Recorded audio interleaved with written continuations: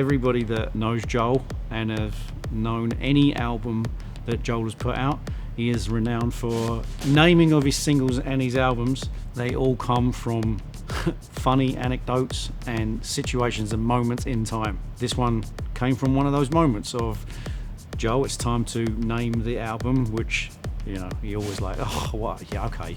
And then literally found the root on his hard drive of where the album was, and that's the name of the album. The root of where it was stored on his hard drive.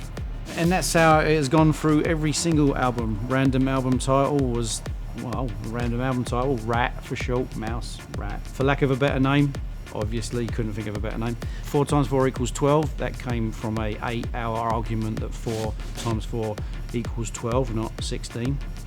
My favourite is me ringing the tour manager of them sitting in a taxi on the way from the airport to a gig saying, I need a name for this single right this second. And he went, that's the name of it. I went, what? He went, right this second. And that was, the single was called Right This Second. So yeah, it's always an interesting yet funny way of naming albums and songs, and they're always something, tours.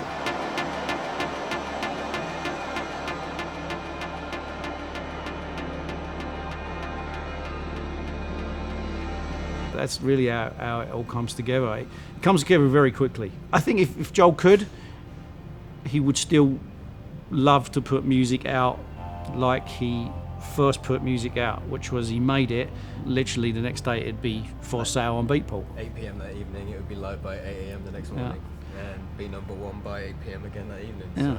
So. and it, you know, he'd still scratches his head and annoys him to some degree that we have to go through this process of marketing, promo, creating hype, tension, teasing anything. I think he'd say that if he was sitting here right now, it frustrates him a little bit how long at times it takes to get music out.